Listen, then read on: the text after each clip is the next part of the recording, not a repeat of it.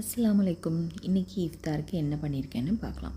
நான் தான் பொதுவாகவே ஈவினிங்கில் என்னடா ஸ்நாக்ஸ் பண்ணலான்னு சொல்லிட்டு யோசிச்சு கடைசியில் பசங்கள்கிட்ட போய் கேட்கும்போது தெரியுது, பசங்களும் இப்போ வீடியோ பார்த்துட்டு என்னடா இவங்க வீட்டில் என்ன செஞ்சு கேட்கலான்னு சொல்லிட்டு அவங்களும் ரெடியாகவே இருக்காங்க. அதே மாதிரி இன்றைக்கி கேட்டது என்னவோ உருளைக்கிழங்கு கட்லெட்.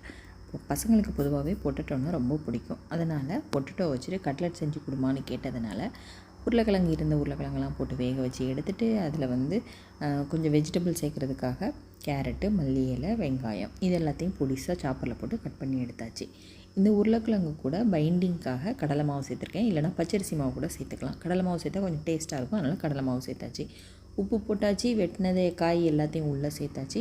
அதுக்கப்புறமா மைதா மாவை தண்ணியில் கரைச்சி கோட்டிங்காக ரெடி பண்ணி வச்சுருக்கேன். முட்டை கூட சேர்த்துக்கலாம், ஆனால் நான் முட்டை சேர்த்துக்கலாம். மைதா மாவை தண்ணியில் கரைச்சி வச்சுருக்கேன்.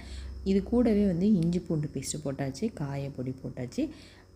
காரத்துக்காக இந்த க்ரஷ்டு ரெட் சில்லியை உள்ளே சேர்த்துருக்கேன். இதை ஆப்ஷனாக வேறு பச்சை மிளகா சேர்க்கலாம், மிளகாத்தூள் சேர்க்கலாம், அது அவங்கவுங்க விருப்பம். நான் இதை தான் சேர்த்துருக்கேன். அப்புறமா எண்ணெயை நல்லா சூடானதும் அப்புறம் அடுப்பை சிம்மில் வச்சுட்டு அதுக்கப்புறமா பாலாக உருட்டி எடுத்து தட்டையாக எடுத்து அப்புறம் மைதா மாவில் ஒரு வாட்டி கொஞ்சம் நல்லா முக்கி எடுத்துகிட்டு அதுக்கப்புறம் பிரெட் க்ரம்ஸில் நல்லா பரட்டி எடுத்த பிறகு எண்ணெயில் போட்டு பொரிச்சு எடுத்துட வேண்டியதான். என்னதான் இருந்தாலும் சிக்கன் கட்லெட்டுக்கு ஈடாகாது.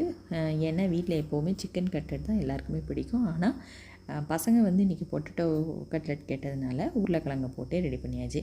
பொதுவாகவே அவங்க சூஸ் பண்ணுற ஐட்டம் சீஸ் வச்சு செஞ்சுதா, க்ரீம் போடு அந்த மாதிரியாவே கேட்பாங்க. ஆனால் இன்றைக்கி இந்த மாதிரி ஒரு நாள் அவங்களுக்காகவும் ஒரு நாள் நமக்காகங்கிற மாதிரி நம்ம ஸ்டைலில் இன்றைக்கி கட்லெட் ரெடி பண்ணியாச்சு. அப்புறம் ஜூஸ் என்னடா ப்ரிப்பேர் பண்ணலான்னு யோசிச்சதில் ஈஸியாக என்னன்னு பார்த்தீங்கன்னா, ஒன்று ரோஸ் மில்க்கு இல்லைனா நன்னாரி சர்பத்து. இந்த ரெண்டும் தான் நம்மளுக்கு ரொம்ப ஈஸியாக வரும். அதனால் நன்னாரி சர்பத்தே போட்டுடலான்னு சொல்லிட்டு அடிஷ்னலாக இது கூட ஜிஞ்சர் சிரப்புன்னு ஒன்று இருக்குது, அதையும் சேர்த்து கொஞ்சம் உள்ளே சேர்த்து போட்டு கரைச்சி வச்சோன்னா சூப்பராக இருக்கும். அப்புறமா பொட்டேட்டோ கட்லெட்டும் ரெடி ஆகிட்டு இந்த உருண்டையாக இருக்கிற குட்டி பால் சிக்கன் பாப்கார்ன். அது ஃப்ரோசன் ஐட்டம், ஆல்ரெடி ஃப்ரோசனில் வாங்கினது, அதை எண்ணெயில் போட்டு ஃப்ரை பண்ணி எடுத்தாச்சு. அவ்வளோதான். எல்லாத்தையும் கொண்டு பாயில் ஒன் பை ஒன்னாக எல்லாேருக்கும் தகுந்தாப்பில் ரெடி பண்ணி எடுத்து வச்சாச்சு.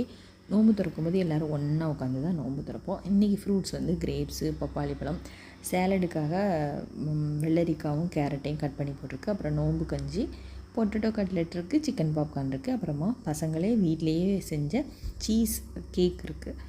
அதுக்கப்புறமா இன்றைக்கி நம்ம ரெடி பண்ண கட்லெட்டை பார்க்க வேண்டாமா, வெளியில் கிறிஸ்பியாகவும் உள்ளே ரொம்ப சாஃப்டாகவும் இருந்தது. ரிசல்ட் என்னவோ கேட்டதுக்கு என்னதான் இருந்தாலும் சிக்கன் கட்லெட் மாதிரி வராது. இதுக்கு பருத்தி மூட்டை பேசாம குடோன்ல இருக்கலாமே. இருக்கலாம். இவங்களுக்கு கொடுக்குற சம்பளத்துக்கு என்ன வேலை வாங்குறதுன்னே தெரியலையே.